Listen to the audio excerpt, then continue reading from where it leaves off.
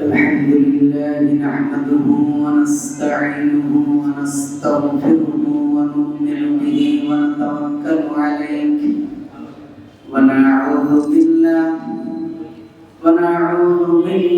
من شرور أنفسنا ومن سيئات أعمالنا من يهده الله فلا مضل له ومن يضلله فلا هادي له ونشهد أن لا إله إلا الله وحده لا شريك له ونشهد أن سيدنا وحبيبنا ومولانا محمدا عبده ورسوله الذي أرسله بالحق بشيرا ونذيرا وداعيا إلى الله بإذنه وسراجا منيرا فقد قال الله تعالى في كلامه المجيد والفرقان الحميد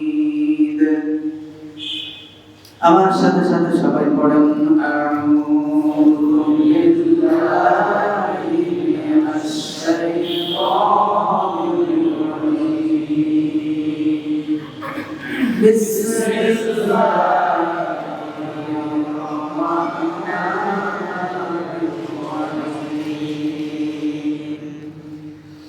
আলহামদুলিল্লাহি রাব্বিল আলামিন الرحمن الرحيم مالك يوم الدين إياك نعبد وإياك نستعين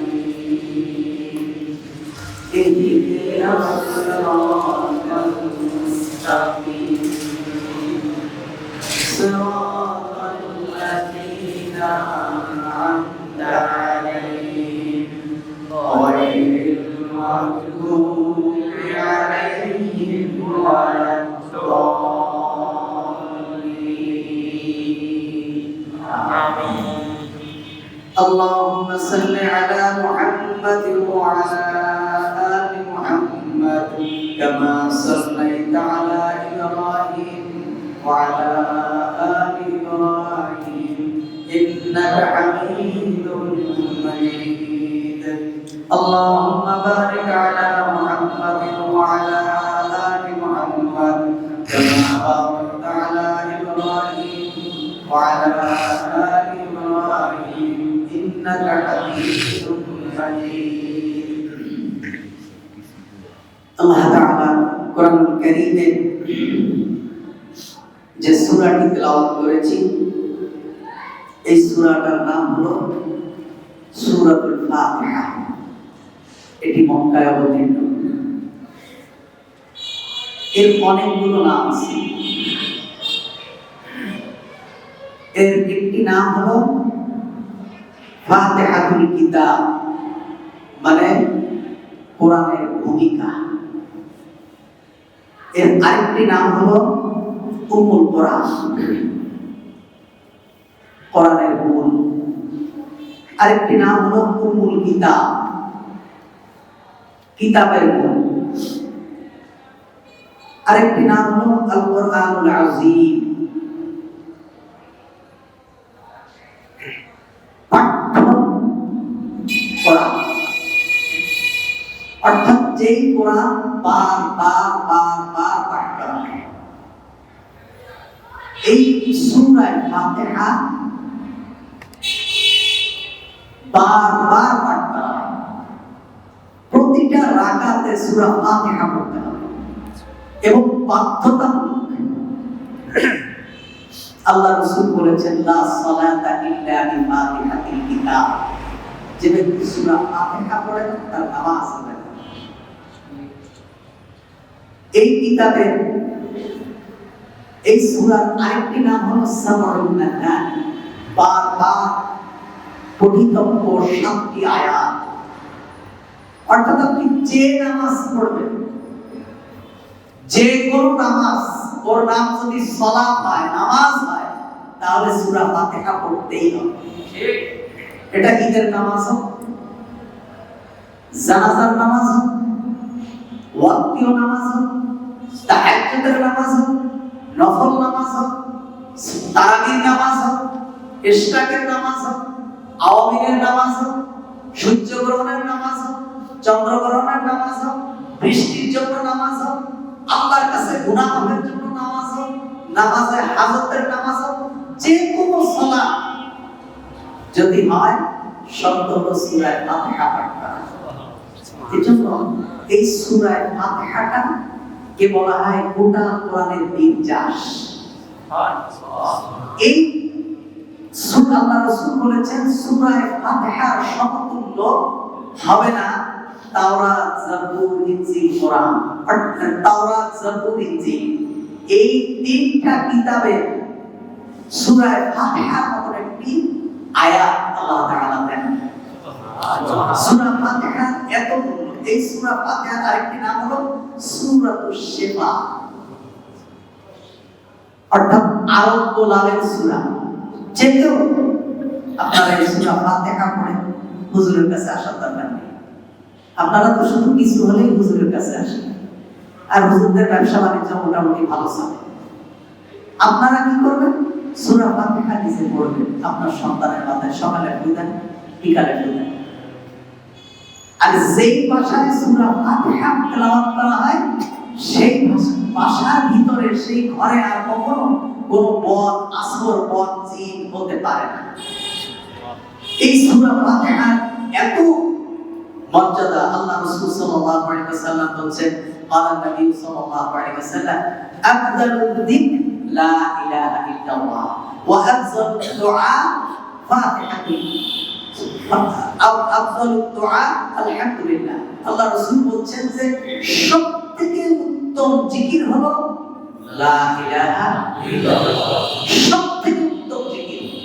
আর সবথেকে উত্তম দোয়া কি? আলহামদুলিল্লাহ। দেখবেন এই দোয়ায় আমরা বেশি অভ্যস্ত। যারা যদি দেশের বাইরে গিয়ে থাকেন, বিশেষ করে আরব কান্ট্রিতে, জিজ্ঞেস করবেন কেমন হালে, মানে ভাই আপনি কেমন আছেন। আমাদের জিজ্ঞেস করলে আমরা কি করি? ভাই ভালো আছি, অথবা ভাই ভালো নেই, অথবা ভাই সময় ভালো না। ওদের মুখে কিচ্ছু নেই, ওরা শুধু বলবে আলহামদুলিল্লাহ। কেফ সাহাতেন, তা ভাই আপনার স্বাস্থ্যের অবস্থা কি? আলহামদুলিল্লাহ। কেফ তিজারাতেন, তা আপনার বাণিজ্যের অবস্থা কি? আলহামদুলিল্লাহ। কেফ আহলে বাইতেন, তা আপনার পরিবারের খবর কি? আলহামদুলিল্লাহ। ওদের কাছে যা জিজ্ঞেস করবে ওরা আলহামদুলিল্লাহ বলবে, মানে আল্লাহ তাআলার প্রশংসা এবং দোয়া। দেখেন আপনাকে আমি জিজ্ঞেস করলাম ভাই কেমন আছেন, আপনি বললেন ভাই ভালো আছি, আপনার সওয়াব হলো।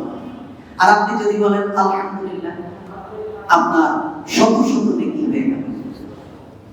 আপনি ঘর বানালেন, দক্ষিণ দিকে জানালা দিলেন, লোকে জিজ্ঞেস করলো ভাই আপনি জানালা কেন দিলেন দক্ষিণ দিকে? ভাই দক্ষিণ দিকে জানালা দেওয়ার, দক্ষিণ ফেসের জমি কেনার উদ্দেশ্যই হলো দক্ষিণ দিকে বাতাস খাওয়া। আরেকজনকে জিজ্ঞেস করা হলো ভাই আপনি দক্ষিণ দিকে জানালা দিলেন কেন?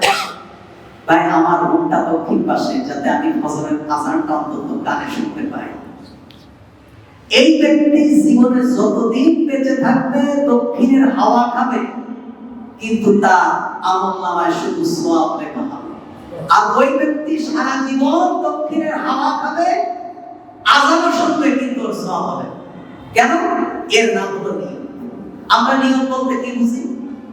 আমরা নিয়ত বলতে বুঝি একেবারে খুব সুন্দর করে দাঁড়াবো, তারপরে একেবারে নিয়ত করবো, এমনটা। আপনি ওযু করছেন, এশার আযান হলো, ওযু করছেন, কি জন্য করছেন? এশার নামাজ পড়ব। জায়নামাজে এসে আল্লাহু আকবার বলে দাঁড়িয়ে যাবেন, নতুন কোনো নিয়তের দরকার নেই। এর নাম হলো নিয়ত। নিয়ত আপনি আপনার রবকে কেমন মনে করেন? আপনার রব কেমন? মানে দুনিয়ার মানুষের মতো অনেক খুব সুন্দর করে সাজায় গোছায় বললে রব বুঝে, আর এমনি মনে হয় বুঝে না। আল্লাহ রাসূল বলছেন তুমি তোমার রব সম্পর্কে যেমন ধারণা করবা, তোমার রব তোমাকে সেই ধারণা অনুযায়ী ফল দেবে। আপনি দোয়া করবেন যে আল্লাহ তাআলা কবুল করবে, তাহলে কবুল হবে। আর আপনি যদি বলেন আল্লাহ তুমি যদি মন চায় তাহলে কবুল করো। আল্লাহ রাসূল এই মানে দোয়া করতে নিষেধ করেছেন যে তুমি কি আল্লাহকে বাধ্য করতে চাও যে আল্লাহ তোমার যদি মন চায় তুমি আল্লাহকে বাধ্য করো যে আল্লাহ তুমি আমাকে দাও। সুবহানাল্লাহ। এই দোয়া হলো দোয়া আর নিয়ত ইরাদাতুল কলব, অন্তরের ইচ্ছা অভিপ্রায়টাই হলো নিয়ত। দেখেন আমি একটা মাসআলা আপনাদেরকে শোনাই। আপনি এশার নামাজ ইমামের পিছনে পড়ছেন, 2 রাকাত নামাজ হয়ে গেছে, আপনার ওযু ভেঙে গেছে, আপনি আস্তে ইমামের পিছন থেকে ওযুখানায় গেলেন, গিয়ে ওযু করলেন, ওযু করে এসে আবার ইমামের পিছনে দাঁড়ালেন, 3য় রাকাত থেকে শুরু করবেন। প্রথম 2 রাকাত আপনার আর পড়া লাগবে না, কারণ ওই 2 রাকাত আপনার হয়ে গেছে। যদি আপনি নামাজ ভঙ্গের কোনো কাজ না করেন, শুধু ওযু করে আসেন, এসে দেখলেন ইমাম 3 রাকাত হয়ে গেছে, আপনি 4র্থ রাকাত ইমামের পিছনে পড়ে মাসবুক অবস্থায় 1 রাকাত পড়ে ফেলবেন, সালাম ফিরানোর পরে। সুবহানাল্লাহ। ইসলাম সহজ, আমরা উপস্থাপন করি অনেক কঠিন করে। ইসলাম একেবারে সহজ। আল্লাহ বলেন লা ইউকাল্লিফুল্লাহু নাফসান ইল্লা উসআহা, মানুষের অসাধ্য এমন কোন জিনিস আমি মানুষের উপরে চাপাই দেই। আপনাকে মনে রাখতে হবে আমি ইসলামের জন্য না, ইসলাম আমার জন্য। বুঝেছেন? আমি ইসলামের জন্য নয়, ইসলাম আমার জন্য। ইসলাম বলছে তুমি মসজিদে এসে সালাত আদায় করো। করোনা মহামারী হয়েছে, ইসলাম বলছে তুমি ঘরে পড়ো, তোমার জন্য রাসূল দাও। ইসলাম বলছে যোহরের নামাজ 4 রাকাত, তুমি সফরে গিয়েছো, তোমার সমস্যা হয়েছে, ইসলাম বলছে তুমি 2 রাকাত পড়ো। সুবহানাল্লাহ। আমার প্রয়োজনে ইসলাম আমাকে উপকার করার জন্য এসেছে। আমি অমানুষ, আমাকে মানুষ বানাবার জন্য ইসলাম এসেছে। আমার প্রয়োজন পূরণ করার জন্য ইসলাম এসেছে। আমাকে সুন্দর শিষ্টাচার ভদ্রতা মানুষ বানাবার জন্য ইসলাম এসেছে। সুবহানাল্লাহ। ইসলাম বলছে যে পর্দা করো, ঘরে থাকো, কিন্তু তোমার শিক্ষার প্রয়োজন, তুমি আল্লাহর কোরআন অনুযায়ী তুমি শিক্ষা গ্রহণ করো। মহিলারা ব্যবসা করতে পারবে, মহিলারা ঘোড়া চালাতে পারবে, মহিলারা অস্ত্র চালাতে পারবে, মহিলারা সব করতে পারবে। ইসলাম বলছে আমার যে নির্দেশ, এই নির্দেশ মেনে তুমি সব করো। সুবহানাল্লাহ। মেন কথা হলো ইসলাম সহজ, ইসলাম কঠিন না। আমরা ইসলামটাকে কঠিন বানিয়ে ফেলেছি। আমরা ইসলামটাকে একেবারে যেন এটা একটা বিরাট কিছু এমনটা না।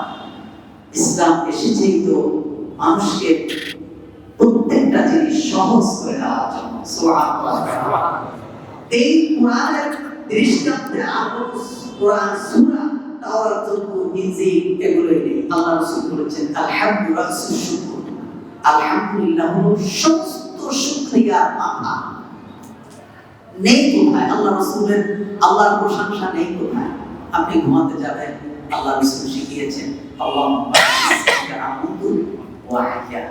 বলছে তুমি সকালবেলা ঘুম থেকে উঠে সারা রাত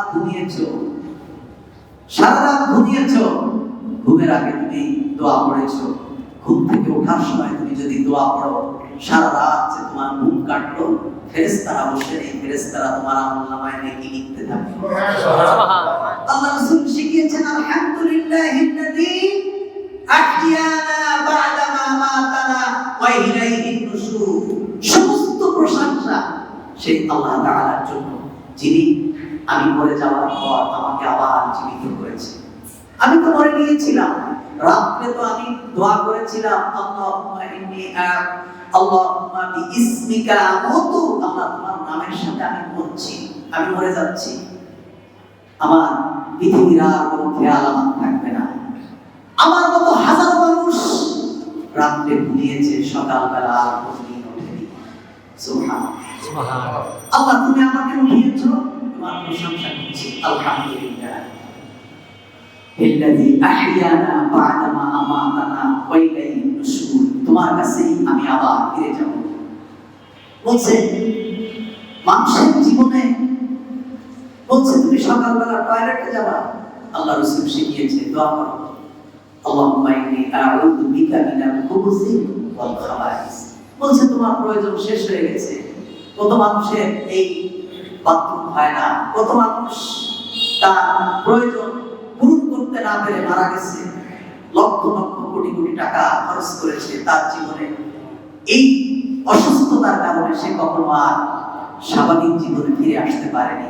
আল্লাহ তুমি আমাকে কত সুন্দরভাবে একেবারে অটোমেটিক সিস্টেমে তুমি আমি বাথরুম করলাম। আল্লাহ তোমার প্রশংসা করছি। কুফরানাকাল হামদুলিল্লাহিল্লাযী আযহাবা আন্নিল আযাব ওয়া আফানি। আল্লাহ তুমি যে আমার পেটের ভিতরে যে একটা মহা আযাব ছিল, যেই আযাবের কারণে কোনো কিছু ভালো লাগে না, খেতে ভালো লাগে না, শুতে ভালো লাগে না, কারোর সাথে কথা বলতে ভালো লাগে না, কোনো আত্মীয় স্বজন বন্ধু বান্ধব কিচ্ছু ভালো লাগে, এই যে একটা অস্বস্তি তুমি আমার ভিতর থেকে দূর করে দিয়েছো।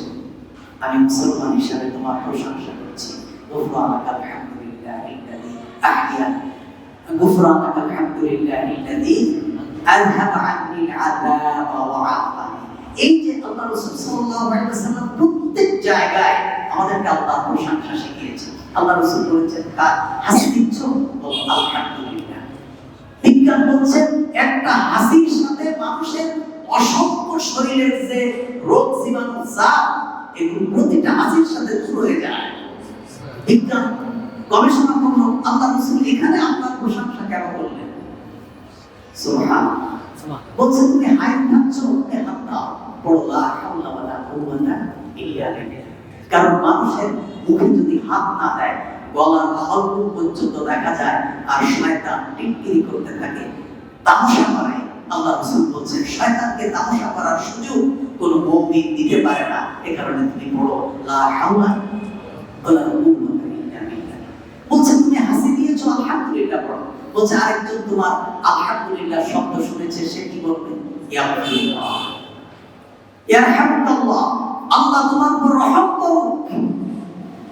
বলছে সে যখন বলল আল্লাহ তোমার উপর রহম করুন, এবার যে ব্যক্তি হাসি দিয়েছে সে বলবে কি? ইয়া আল্লাহ, আল্লাহ তোমাকে মাফ করে দেন। সুবহানাল্লাহ। এইভাবে বিশ্বনবী মুহাম্মদ রাসূলুল্লাহ সাল্লাল্লাহু আলাইহি ওয়াসাল্লাম সব জায়গায় আমাদেরকে আল্লাহ তাআলা প্রশংসা করতে শিখিয়েছেন। আল্লাহ রাসূল সাল্লাল্লাহু আলাইহি ওয়াসাল্লাম বলেন, আল্লাহুম্মা লাকাল হামদু কুল্লু ওয়া লাকাশ শুকরু কুল্লু ওয়া বিয়াদিকাল খায়রু কুল্লু। আল্লাহ রাসূল বুখারীর একটি বর্ণনা, আল্লাহ রাসূল বলেন, আল্লাহুম্মা লাকাল হামদ আনতা রাব্বুস সামাওয়াতি ওয়াল আরদ। আল্লাহ তোমার প্রশংসা, তুমি আকাশ এবং জমিনের মালিক। আনতাল হক, আল্লাহ তুমি সত্য। অকাউলুকাল হক, তোমার কথা সত্য। ওয়া ওয়াদাকা হক, তোমার ওয়াদা সত্য। আন-নাবিয়্যুনা হাক্কুন, তোমার নবীও সত্য। আল্লাহুম্মা লাকা আসলামতু, আল্লাহ আমরা তোমার প্রতি ঈমান এনেছি। আমরা ইসলাম কবুল করেছি। অবিকা আমানতু, এবং তোমার প্রতি আমরা ঈমান এনেছি। আল্লাহ রাসূল সাল্লাল্লাহু আলাইহি ওয়াসাল্লাম আমাদেরকে এভাবে আল্লাহ তাআলা প্রশংসা শিখিয়েছেন। আল্লাহ বলেন, ইউসাব্বিহু লিল্লাহি মা ফিস সামাওয়াতি ওয়া মা ফিল আরদ। আকাশ এবং জমিনে যা কিছু আছে সবাই আল্লাহর প্রশংসা করে। সুবহানাল্লাহ। আল্লাহর প্রশংসা আপনি কেন করবেন না? আমরা যে বাতাসটা গ্রহণ করি, অক্সিজেন, যেটা ছেড়ে দেয় ওটার নাম কি? Carbon die oxide. এই কার্বন ডাই অক্সাইড কে যদি রিফাইন করে যদি অক্সিজেন তৈরি করা না হতো, পৃথিবীতে কোনো প্রাণী বাস করতে পারত না। আল্লাহ রাব্বুল আলামিন বলেন, তুমি প্রতিটা মুহূর্তে যে অক্সিজেন গুলিতে বাতাস তার শান হবে, নদীগুলি তার কুলুকুলু নাদে, আর পাতাগুলি তার মরমর শব্দে যত আওয়াজ শুনতে পাও। আল্লাহ রাব্বুল আলামিন বলেন, সবাই আমার তাসবিহ পড়ে, ওয়ালাকিল্লা তাফকাহুনা তাসবিহাহুম, তোমরা তাদের তাসবিহ বুঝো না। আকাশ এবং জমিনের যা আছে সবাই আমার তাসবিহ পড়ে। সুবহানাল্লাহ, সবাই আমার। এজন্য আল্লাহ তাআলা বলেন, সাব্বাহা লিল্লাহি মা ফিস সামাওয়াতি ওয়া মা ফিল আরদ। আকাশ এবং জমিনে যা আছে সবাই আমার তাসবিহ পড়ে, সবাই আমার গুণগান গায়। কেউ আমার নাফরমানি করে না, একমাত্র মানুষ আমার নাফরমানি করে। মানুষ নাফরমানি করে, এটা আল্লাহর খুশি নয়। আল্লাহ রাসূল বলেন, এই মানব যদি আল্লাহর নাফরমানি না করত, মানব যদি গুনাহ না করত, আল্লাহ তাআলা মানব গোষ্ঠীকে ধ্বংস করে দিতেন, এমন একটি জাতি তৈরি করতেন যে জাতি গুনাহ করে ক্ষমা চায়। সুবহানাল্লাহ। মানুষ তো গুনাহ করবেই।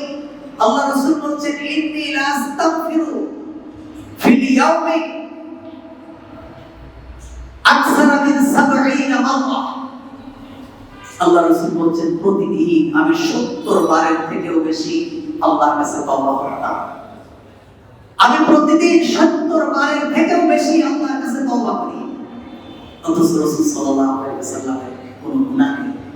রাসূল সাল্লাল্লাহু আলাইহি ওয়াসাল্লাম মাসুম, মা তাকাদ্দামা মিন যামবিহি ওয়া মা তাআখার, নবুয়তের পূর্বের এবং পরের সকল গুনাহ আল্লাহ তাআলা বিশ্বনবী মুহাম্মদ রাসূলুল্লাহ সাল্লাল্লাহু আলাইহি ওয়াসাল্লামের মাফ করে দিয়েছেন। এই যে সূরা ফাতিহা, সকল প্রশংসা আল্লাহ তাআলা। এই সূরা ফাতিহার 7টা আয়াত আছে। প্রথম 3টা আয়াত হলো বান্দার জন্য। এই প্রথম 3টা আয়াত আল্লাহর প্রশংসা করা হয়েছে। আলহামদুলিল্লাহি রাব্বিল আলামিন, আর রহমানির রহিম, মালিকি ইয়াউমিদ্দিন, আল্লাহর প্রশংসা করা হয়েছে। আর শেষের 3টা আয়াতে আল্লাহর কাছে প্রার্থনা করা হয়েছে ইহদিনাস সিরাতাল মুস্তাকিম, আল্লাহ তুমি আমাদেরকে সঠিক রাস্তায় দেখাও। সিরাতাল লাযিনা আন'আমতা আলাইহিম, এমন রাস্তা যে রাস্তায় তোমার নিয়ামত প্রাপ্তরা অতিবাহিত হয়েছে, যাদের উপর তুমি নিয়ামত দান করেছো, যাদেরকে তুমি পছন্দ করেছো, যারা তোমার মাহবুব বান্দা, এদের রাস্তা তুমি আমাদেরকে দেখাও। ওয়াইল মাগদুবি আলাইহিম ওয়ালাদ-দাল্লিন, এমন মানুষের রাস্তায় তুমি আমাদেরকে চালায়ো না যারা সীমা লঙ্ঘনকারী, যারা গোমরাহী, যারা পথভ্রষ্ট, এদের রাস্তায় তুমি আমাদেরকে চালায়ো না। আল্লাহ রাসূল বলেন প্রথম 3টা আয়াত আল্লাহর প্রশংসা, আর শেষের 3টা আয়াত আল্লাহর কাছে বান্দার চাওয়া। আর মাঝের যে একটা আয়াত ইয়াকা না'বুদু ওয়া ইয়াকা নাস্তাঈন, এটা অর্ধেক বান্দার জন্য আর অর্ধেক আল্লাহর জন্য। সুবহানাল্লাহ। এটা হলো সবথেকে উত্তম দোয়া, এর থেকে উত্তম চাওয়া আর কিছু নেই। আমরা বলছি আল্লাহ তুমি আমাদেরকে সোজা রাস্তা দেখাও, চালাও সে পথে যে পথে তোমার প্রিয়জন গেছে চলে, এমন রাস্তা তুমি আমাদেরকে দেখাও। এই সূরা ফাতিহা এই বাস, এর থেকে আর কি চাওয়া আছে? সবথেকে উত্তম চাওয়া হলো এটা। আমরা যেমন কোনো একটা যদি কারো কাছে যাই, দুনিয়াবি কোনো নেতার বাসায় অথবা কোনো জমিদারের বাসায় যাই, আমরা যে কি বলি, স্যার আপনার মতো ভালো মানুষ নেই, আপনি খুব ভালো মানুষ স্যার। প্রথম তার প্রশংসা করি, তারপরে কি বলি যে আপনার খুব দয়াবান, আপনি আছেন, এ কারণেই তো আমরা বেঁচে আছি, আমরা সুবিধা অসুবিধা বলে আপনার কাছে যাই, আপনি তো সবকিছু মালিক, আমার এই সন্তানাদি দেখেন, এই জমি জায়গা সবকিছু আপনার, আমরা আপনার কাছে ছুটে আসি। আল্লাহ তাআলা বলছেন আলহামদুলিল্লাহি রাব্বিল আলামিন, সর্বপ্রথম কোরআন শুরু করা হয়েছে তার প্রশংসা দিয়ে। পৃথিবীর কোন গ্রন্থ নেই যে গ্রন্থ নিজের প্রশংসা দিয়ে শুরু হয়। সকল গ্রন্থ শুরু হয় নিজের দুর্বলতা দিয়ে, যে আমি এই বইটি লিখেছি, যদি কোনো ভুল ভ্রান্তি পাই, কারো চোখে যদি ধরা পড়ে আমাকে জানাতে, পরবর্তী সংস্কারের সময় আমরা এটা পরবর্তী সালানোর সময় আমরা সংস্কার করে দেব। প্রত্যেক লেখক তার দুর্বলতা দিয়ে শুরু করে, আর আল্লাহ তাআলা নিজের প্রশংসা দিয়ে শুরু করলেন। সুবহানাল্লাহ। আলহামদুলিল্লাহি রাব্বিল আলামিন, সমস্ত প্রশংসা ওই আল্লাহ তাআলার জন্য, যিনি সব জগতের মালিক। যত জগৎ আছে, আকাশ এবং জমিনের ভিতরে যত জগৎ আছে, সকল জগতের মালিক তিনি। কোন জগৎ? বলছে পৃথিবী থেকে 13 লক্ষ গুণ বড় হলো সূর্য। প্রথমে বিজ্ঞান মনে করেছে এই সূর্যই মনে হয় আল্লাহ তাআলার সৃষ্টির ভিতরে সবথেকে বড়। পরে আবিষ্কার করলো তারকা, যে সূর্য থেকেও কোটি কোটি গুণ বড় একটি তারকা। এরপরে বিজ্ঞান মনে করলো এই তারকাই মনে হয় আল্লাহর সৃষ্টির ভিতরে সবথেকে বড় মহা সৃষ্টি। পরে আবিষ্কার করলো ব্ল্যাক হোল, অর্থাৎ এমন তারকা আছে যে তারকা 3 কোটি সূর্যকে খেয়ে হজম করে দিতে পারে। পৃথিবী থেকে 13 লক্ষ গুণ বড় যে সূর্য এমন 3 কোটি সূর্যকে খেয়ে হজম করে দিতে পারবে এমন অসংখ্য তারকা আকাশে বিদ্যমান। বিজ্ঞান মনে করেছে আল্লাহর সৃষ্টির ভিতরে মনে হয় এটাই সবথেকে বড় সৃষ্টি। তারপরে বিজ্ঞান আবিষ্কার করেছে ব্ল্যাক হোল, অন্তর্কূপ। 3 কোটি সূর্যকে খেয়ে হজম করে দিতে পারবে যেমন তারকা, এমন তারকা যদি কখনো ঘুরতে ঘুরতে ব্ল্যাক হোলের রেঞ্জের ভিতরে চলে যায়, একটা মানুষ চকলেট খেয়ে নিমিষেই যেমন নিঃশেষ করে ফেলে, ওই তারকাগুলো চকলেটের মতো নিঃশেষ হয়ে যাবে। সুবহানাল্লাহ। এটা আবিষ্কার করেছে বিজ্ঞান। এর 1000 বছর আগে আল্লাহ তাআলা পবিত্র কোরআনুল কারীমের ভিতরে বলে দিয়েছেন, ফালা উকসিমু বিমা ওয়াকিউন নুজুম, শপথ সেই পতিত স্থানে, শপথ সেই ধ্বংসপ্রাপ্ত স্থানে যেখানে সকল তারকাগুলি গিয়ে ধ্বংস হয়ে যায়। সুবহানাল্লাহ। সুতরাং এই বিশাল বিস্তীর্ণ পৃথিবী, আল্লাহ বলছেন আমি যেমন 7 আকাশ বানিয়েছি তেমন 7 জমিন বানিয়েছি। আল্লাহ তাআলা কোরআনুল কারীমের ভিতরে বলছেন। আজকে বিজ্ঞান গবেষণা করছে 7 জমিন কোথায়, আমরা তো পৃথিবী ছাড়া কিছুই দেখি না। কিছুদিন আগে আমেরিকা আবিষ্কার করলো যে মাটির নিচে এমন একটি গুহা পেয়েছে যেটি প্রায় 300 কিলোমিটার পর্যন্ত লম্বা। তার মানে হলো 300-350 কিলোমিটার পর্যন্ত লম্বা, বাংলাদেশের প্রায় অর্ধেকের বেশি। একটি গুহা পেয়েছে, এখন আবিষ্কার হচ্ছে, যেখানে কোনো মানুষ নেই। আজকে এই পৃথিবীর নিচে যে আবার কতগুলো পৃথিবী আছে, আল্লাহ তাআলা বলছেন সাবআ সামাওয়াত, যেমন 7 আকাশ আছে, মিসলুহুন্না, ওই আকাশের মতো 7 জমিনও আছে। সুবহানাল্লাহ। এই পৃথিবী হয়তো কোনদিন আবিষ্কার করতে পারবে না, অনাবিষ্কৃতই থেকে যাবে। আজকে আমরা অনেকেই বলি আরে এগুলো তো বিজ্ঞান প্রমাণ করে। আরে বিজ্ঞান কি প্রমাণ করে? বিজ্ঞান কিচ্ছু জানে না। আমি রাত্রে ঘুমায় আছি, আমার পাশে পৃথিবীর সবথেকে বড় বিজ্ঞানী ঘুমায় আছে, আমি ঘুমায় করে কি করে বিজ্ঞানী জানে না? জীবন্ত মানুষের কাহিনী তো বিজ্ঞান বলতে পারে না। বিজ্ঞান কি জানে? তার শরীরের কয়টা পশম আছে সেটাও বিজ্ঞান বলার ক্ষমতা রাখে। বিজ্ঞান কিচ্ছু জানে না। আল্লাহ বলছেন আমা কুনতুম মিনাল ইলমি ইল্লা কালিলা, আমি তোমাদেরকে খুব সামান্যতম জ্ঞান দিয়েছি, একেবারে সামান্যতম জ্ঞান। আমা কুনতুম মিনাল ইলমি ইল্লা কালিলা, যেই জ্ঞান খুবই সামান্য। এই জ্ঞান নিয়ে আজকে আমরা কত বড় বড় বুদ্ধিজীবী, আল্লাহ তাআলার বিরুদ্ধে কত বড় বড় কথা বলি, কত দাম্ভিক, কত অহংকার। আল্লাহ তাআলা বলছেন সবগুলো মাটির সাথে আমি মিশায় দেব, সবগুলো আমি আল্লাহ তাআলা মাটির সঙ্গে মিশায় দেব। এটা হলো সূরা ফাতিহা। এই সূরা ফাতিহা খুব গুরুত্বপূর্ণ সূরা। এই সূরা ফাতিহা নিয়ে হুজুরদের ভিতরে বিশাল মারামারি আছে। একটা বলছে সূরা ফাতিহা ইমামের পিছনে পড়তে হবে, আরেকটা বলছে সূরা ফাতিহা ইমামের পিছনে পড়া লাগবে না। এখন আপনারা কি করবেন আর আমরা কি করব?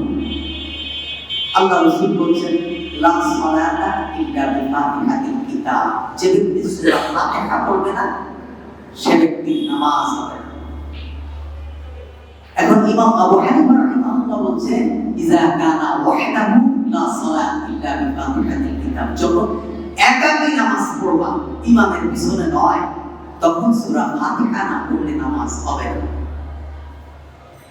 আবার আরেকটা দলিল হলো ইন্নামা জুইলাল ইমাম ইনতাম্মা বিহি ফাইদা কাব্বারা ফাকাব্বিরু ওয়া ইযা রাকা'a ফারকা'ু ওয়া ইযা ক্বারা'a ফানসিতু, ইমামকে নিযুক্ত করা হয়েছে তার অনুসরণ করার জন্য। ইমাম যখন তাকবীর দেবে মুসল্লি তুমিও তাকবীর দিবা, ইমাম যখন রুকু করবে তুমিও রুকু করবা, ইমাম যখন সিজদায় যাবে তুমিও সিজদায় যাবা, আর ইমাম যখন কিরাত পড়বে তখন তুমি শুনবা। এটা হলো ইমাম আবু হানিফা রাহিমাহুল্লাহ মাযহাবের দলিল। আরেকটি দলিল আছে মান সাল্লা খালফাল ইমামি ফাকিরাতুল ইমামি কিরাতুল্লাহ, যে ব্যক্তি ইমামের পিছনে নামাজ পড়ে ইমামের কিরাতি হলো মুসল্লির কিরাতি। আর কোরআনের একটি আয়াত আছে, ওয়াইদা কুরিয়াল কোরআন ফাসতামিউ লাহু ওয়া আনসিতু, যখন কোরআন তেলাওয়াত করা হয় তখন তোমরা শোনো এবং চুপ থাকো। তাহলে কোরআন ইমাম যদি তেলাওয়াত করে মুসল্লি শুনবে এবং চুপ থাকবে। ইমামের কেরাত মুসল্লির কেরাত, ইমামের অনুসরণ করার জন্য মুসল্লিকে ইমামকে নিযুক্ত করা হয়েছে। এবার আসেন বুখারী বর্ণনা, সূরা ফাতিহা ছাড়া নামাজ হবে না। এখন ইমাম যখন কেরাত পড়ে তখন তুমি শোনো। এখন যোহর আর আসরের নামাজে কি হবে? তখন তো ইমাম কেরাত পড়ে, আমরা কিন্তু শুনি না। আবার শাফি মাযহাবের লোক এবং আমাদের যারা আহলে হাদিস ভাইরা আছে তারা বলতে চায় যে সূরা ফাতিহা না পড়লে নামাজই হবে না। এখন ইমাম আবু হানিফার মাযহাবের যিনি ব্যারিস্টার ছিলেন আবু জাফর তাহাবী, উনি বলছেন যে নামাজ হবে না। কেন হবে না? কারণ আবু দাউদের একটা হাদিস হলো ইন্নামা জুইলাতি, আবু দাউদের একটা হাদিস হলো যে ইযা জিতু ইলাস সালাতি ওয়া নাহনু সুজুদুন ফাসজুদু আলা তা'উদ্দু শাইআ ওয়া মান আদরাকা রাকআতান ফাকাদ আদরাকাস সালাত। যখন তুমি নামাজে আসলে এসে দেখলে ইমাম সিজদায় আছে, তুমি আল্লাহু আকবার বলে সিজদায় চলে যাও। তবে তুমি যদি ইমামের পিছনে সিজদা পাও তাহলে তুমি রাকাত পাও নাই। ওয়াইদা রাকা'a ফারকাউ, আর যদি ইমামকে রুকুতে পাও তাহলে তুমি রুকু ইমামের সঙ্গে শরীক হয়ে যাও। তুমি যদি ইমামের সাথে রুকু পাও তাহলে তুমি রাকাত পেয়েছো। আমাদের বর্ণনায় আবু হুরায়রা রাদিয়াল্লাহু তাআলা থেকে হাদিস খানা রাওয়ায়াত। আবু জাফর তাহাবী বলছেন যদি সূরা ফাতিহা না পড়লে নামাজ না হয় তাহলে তুমি ইমামের পিছনে রুকু পাওয়ার কারণে তোমার রাকাত হলো কিভাবে? তুমি তো সূরা ফাতিহা পড়তে পারলা না। বুঝলেন? হাদিস যে কোনো বিষয়ে আপনি যদি দ্বন্দ্ব মিটাতে চান সব বিষয়ে জানা লাগবে। আমাদের সমস্যা হয়েছে কি, আমি যেটা জানি এইটাই, আমি যেটা জানি আমি বেহেশত যাব, আর কেউ বেহেশত যাবে না। এই বেহেশতের দায়িত্ব যদি আল্লাহ আলেমদের দিত তাহলে আল্লাহর কসম কেটে বলছি আপনারা কেউ বেহেশত যাইতে পারতেন না, আমি নিজেও হইতাম না। বুঝলেন কি? মানে ইসলাম হলো হুদা। কার নামাজ হয় কার হয় না আমি কেন বলবো? আমি কে? এবার আসেন এর সমাধান। আল্লামা সৈয়দ ডক্টর কামাল উদ্দিন জাফর, কাবা শরীফের সর্বোচ্চ কমিটির মেম্বার, বাংলাদেশের নরসিংদী মাদ্রাসার যিনি প্রিন্সিপাল, আমার উত্তরা সেন্টার মসজিদের এক সময় খতিব ছিলেন। উনি প্রায় 4-5 বছর ওখানে নেই, এরপর থেকেই আমি ওখানকার খতিব আছি। আমি রফিকুল ইসলাম আলাদী। উনি বিখ্যাত একজন আলেম, কাবা শরীফের সর্বোচ্চ কমিটির মেম্বার। ডক্টর জাকির নায়েক ওনারও 2-3 স্তর নিচে মেম্বার। কাবা শরীফের যখন কমিটি করা হয় পৃথিবীর বিভিন্ন দেশের রাজা, বাদশা এবং একেবারে হাই লেভেলের ইসলামী স্কলার্স যারা, এদেরকে কমিটিতে রাখা হয়। কাবা শরীফের কমিটি, আমাদের যেমন মসজিদ কমিটি থাকে না, কাবা শরীফের এমন কমিটি আছে। এই কাবা শরীফের সর্বোচ্চ কমিটির মেম্বার হলেন সৈয়দ কামাল উদ্দিন জাফর। উনি যে আমলটা করেন, উনি সবগুলো হাদিসের সমান নয়, আমিও সেই আমলটা করি। সেটি হলো ইমাম যখন জোরে কেরাত পড়ে তখন আমি ইমামের পিছনে কেরাত পড়ি না। কিন্তু সৌদি আরবে ইমাম জোরে কেরাত পড়লেও বলে ইমাম সাহেব ততক্ষণ চুপ থাকে যতক্ষণ একজন মুসল্লি আবার সূরা ফাতিহা পড়তে পারে। বুঝলেন? ইমাম সাহেব আল্লাহু পড়ে চুপ করে দাঁড়ায় আছে, এবার মুসল্লি পিছন থেকে বলবে এতে কি হলো? ওই যে আল্লাহ বলেছেন কোরআন যখন তেলাওয়াত করা হয় তখন সময় এবং চুপ থাকো। ইমাম পড়েছে আমি শুনেছি এবং চুপ ছিলাম। আবার আল্লাহ রাসূল বলেছেন সূরা ফাতিহা না পড়লে নামাজ হবে না। এখন ইমাম চুপ আছে, আমি পড়লাম, দুটোর পরে আমল করলাম, কোনো মারামারি নেই। যত মারামারি সব আমাদের বাংলাদেশ আর ভারত আর পাকিস্তান। আমাদের ইমাম যদি আমি যদি এরকম বলার বলে চুপ করে দাঁড়ায় থাকি, পিছনটা মুসল্লি আমারে কি করবে? ইমাম তো মনে করবে ইমাম সাহেব মনে হয় ওযু নষ্ট হয়ে গেছে, ইমাম সাহেব বলবে যে হুজুর আপনি পিছনে নামেন, আমি ঘুমাই পড়েছি ইমাম সাহেব। হ্যাঁ, দুটো বিষয় উপর ওরা আমল করে। আমি কি করি? ফজর, মাগরিব এবং ইশা ইমাম যখন কেরাত পড়ে আমি তখন কেরাত পড়ি না। আর যোহর এবং আসরে ইমামের কেরাত যেহেতু আমি শুনি না, তখন আমি ইমামের পিছনে কেরাত পড়ি, এটা আমার আমল। তবে সব ব্যাপার হলো আস্তে নামাজ, আস্তে যোহর এবং আসরে কেরাত পড়া উত্তম। আমার গবেষণায় এবং উলামায়ে আরব এবং উলামায়ে আহলুস সুন্নাহ ওয়াল জামাতের বিজ্ঞ উলামায়ের বক্তব্য হলো যোহর এবং আসরে ইমামের পিছনে সূরা ফাতিহা পড়বেন। আর আসর, মাগরিব, ইশা এবং ফজর যখন ইমাম সূরা কেরাত পড়ে তখন পড়বেন না, চুপ থাকবেন। এটা হলো সূরা ফাতিহা আয়াত। এই সূরা ফাতিহা ইমামের পিছনে পড়া লাগবে কিনা? আল্লাহ তাআলা বলছেন যে মালিক ইয়াউমিদ্দিন, আল্লাহ তাআলা বলেন কিয়ামতের দিবসের মালিক। আল্লাহ তাআলা কিয়ামতের দিবসের মালিক। এই পৃথিবী যখন শেষ হয়ে যাবে, কেউ থাকবে না। ইসরাফিল আলাইহিস সালাতু ওয়াস সালামকে বলা হবে প্রথম তো একবার সিংহায় ঢুকতে দেবে, দিলে গোটা পৃথিবী ধ্বংস হয়ে যাবে। ইজা সুলসিলাতিল আরদু জিলজালাহা ওয়া আখরাজাতিল আরদু আতকালাহা। জমিন, পাহাড়, পর্বত সবগুলো ধুলার মতো উঠতে থাকবে। কেন উঠতে থাকবে? বিজ্ঞান আবিষ্কার করেছে মাধ্যাকর্ষণ শক্তি। একটা মাধ্যাকর্ষণ শক্তি আছে, যারা শিক্ষিত তারা বুঝবে।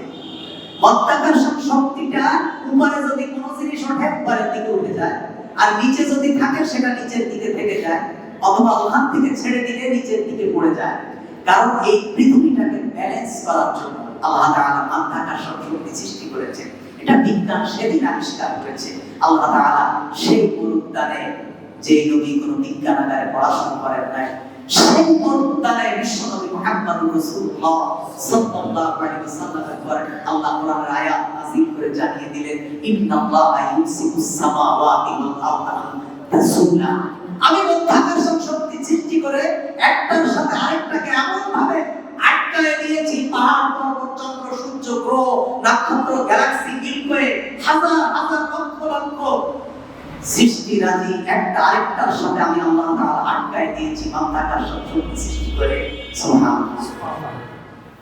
এই বিজ্ঞান আজকে যা আবিষ্কার করে, সেই মরুদ্যানে দাঁড়িয়ে ১৫০০ বছর আগে বিশ্বনবী মুহাম্মদ রাসূলুল্লাহ সাল্লাল্লাহু আলাইহি ওয়াসাল্লামের জবান থেকে আল্লাহ তাআলা সেগুলো শিক্ষা দিয়ে দিয়েছেন।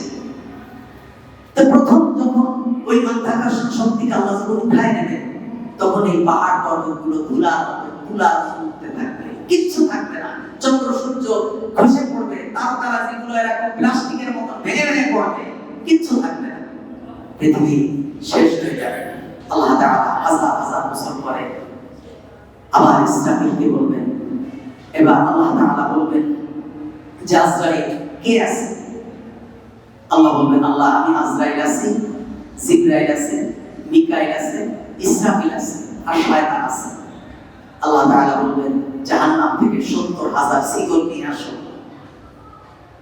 আর ফেরেশতাদেরকে নিয়ে আসো। ওই শয়তানকে বাধা হয়ে তাকে জাহান্নামে ফেলে দেওয়া হবে। আল্লাহ তাআলা বলবেন, আজরাইল আর কে আছে? বলবেন, আল্লাহ আমি আজরাইল আছি, জিবরাইল আছে, মিকাইল আছে, ইসরাফিল আছে, আর তুমি আল্লাহ আছো। আল্লাহ তাআলা বলবেন, ইসরাফিলের জানকে কবজ করো। ইসরাফিলের জানকে কবজ করা হবে। বলবেন আল্লাহ বলবেন আর কে আছে? বলবেন মিকাইল আছে, জিবরাইল আছে, আর আমি আজরাইল, আর তুমি আল্লাহ।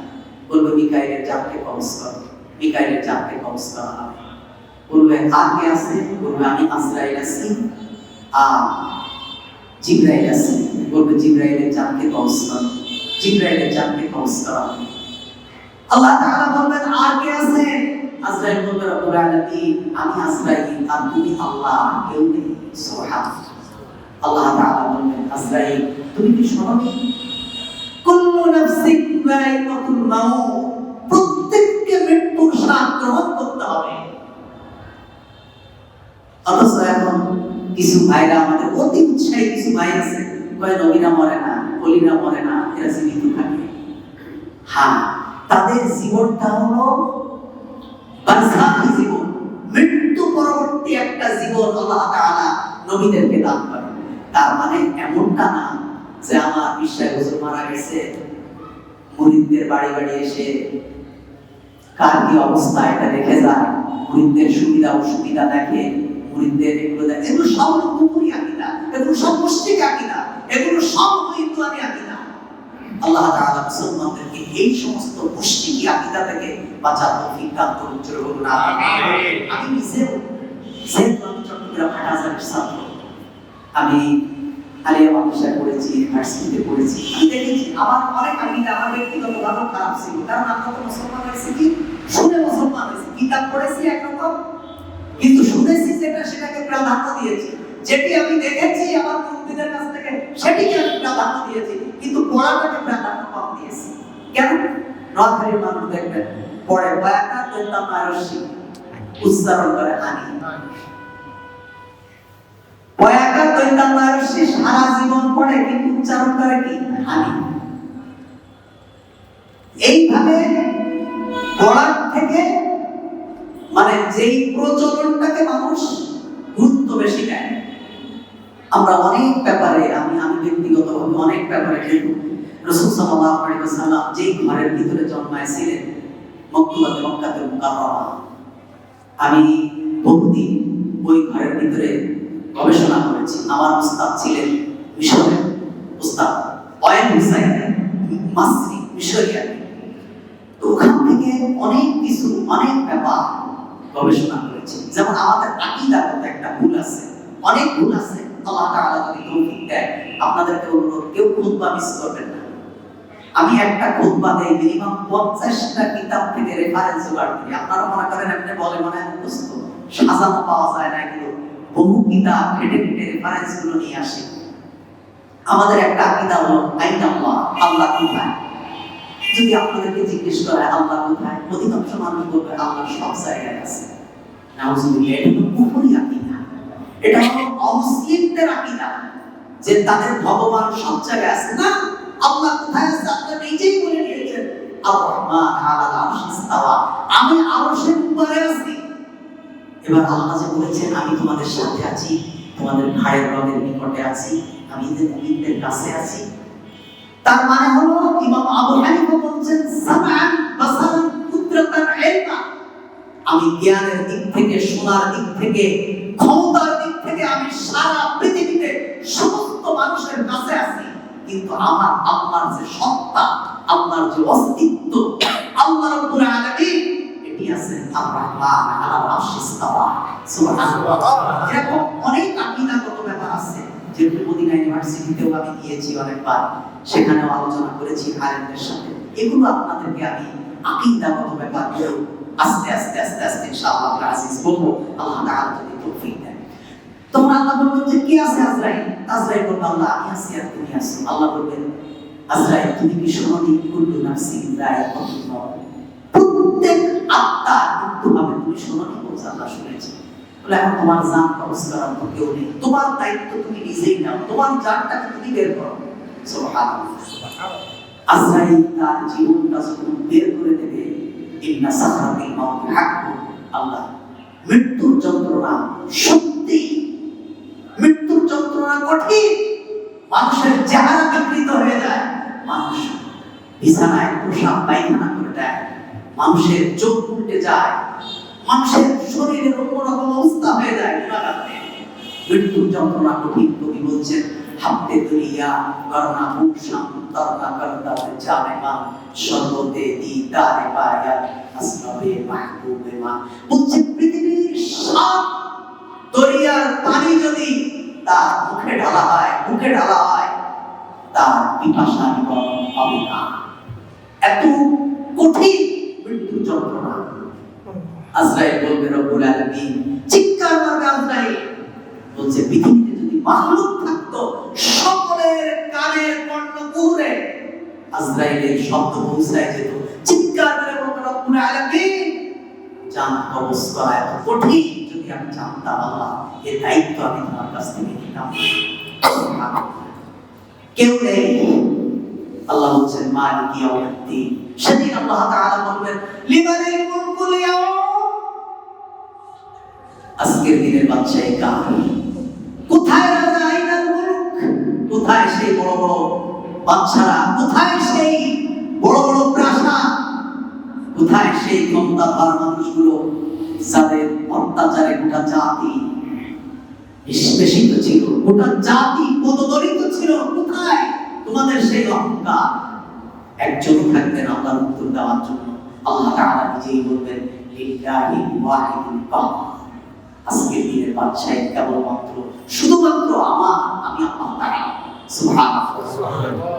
আল্লাহ তাআলা বলছেন মালিক ইয়াউমিদ্দিন, সেদিনের মালিক আমি। আই অ্যাম জিসাস অফ ইয়াউমুল কিয়ামah, কিয়ামতের দিনের একমাত্র বিচারক আমি। আবু বকর, ওমর, ওসমান, আলী হায়দার দাঁড়িয়ে তরুণীর নাই করে নাই ডর, এ তরুণীর কান্ডারি পাকামাঝি মামলা, দাড়ি মুখে শাড়িকা না শাড়িকা। কবি নজরুল খেয়াবারের তরুণী কি সুন্দর বলেছেন। কবি নজরুলের প্রতিটা কবিতা কি সুন্দর। এ ভুবনে এসেছিলে যখন, কেঁদেছিলে তুমি, এসেছিল সবে, এমন জীবন তুমি করিবে গঠন, মরণে হাসিবে তুমি, কাঁদিবে ভুবন। প্রতিটা মানুষ এমন একটি জীবন তার তৈরি করা উচিত। সে যখন যাবে হাসতে হাসতে চলে যাবে, আর গোটা জাতি তার জন্য কাঁদবে। আজকে কি জীবন আমরা বানাইছি যে আমরা মরে গেলে মানুষ মিষ্টি বিতরণ করে। আল্লাহ বলে বেশিছি আল্লাহ, মানে এর হিসাব নেওয়ার জন্য আল্লাহর কিছু লাগবে, কোনো দলিল লাগবে? কিরামান কাতিবিন বলবে তোমাদের বসায় দিয়েছি খাও, তোমাদের কোনো কাজ নেই। যে মানুষ মরে গেলে অন্য মানুষের মিষ্টি বিতরণ করে, মিছিল করে, আনন্দ করে, এই মানুষ এ তো মানুষ না। উলাইকা কালামা, আল্লাহ বলছে জানোয়ার, বালহুম আদাল, জানোয়ারের থেকেও নিকৃষ্ট।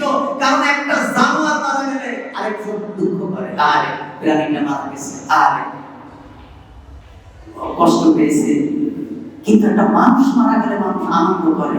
উলাইকা তো ছিলাম না, নমরুদ আমারে বলেছে যে চলো মেলায় যাই। আমি বলেছিলাম আমি অসুস্থ।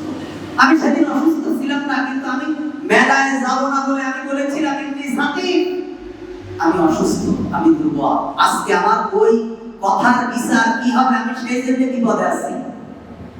সমস্ত নবীরা বিপদে থাকবে, আর আমাদের হুজুররা, আমাদের বিশ্বাস হুজুররা কেউ জাহাজ নিয়ে আসবে আর কেউ নৌকা নিয়ে আসবে তার মুরিদদেরকে বেহেশত দেওয়ার জন্য।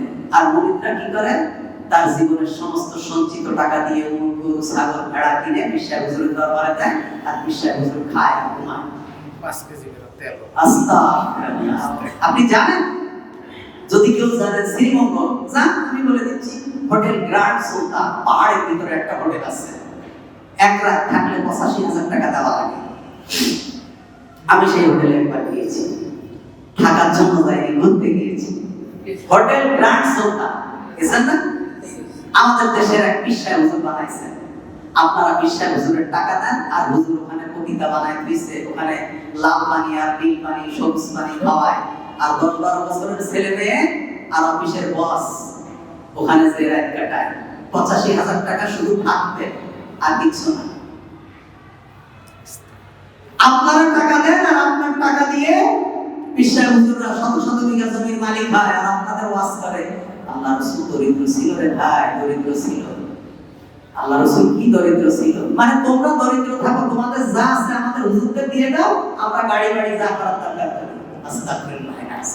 গাড়ি দিয়ে ব্যস্ত হয়ে যাবে। বুঝছেন, এইগুলো হলো একেবারে কুফরি আকীদা। আমি আল্লাহর কসম কেটে বলছি, আপনি নামাজ পড়লে আপনার আল্লাহর কাছে যে মূল্য, আমি নামাজ পড়লে আল্লাহর কাছে সেই একই মূল্য।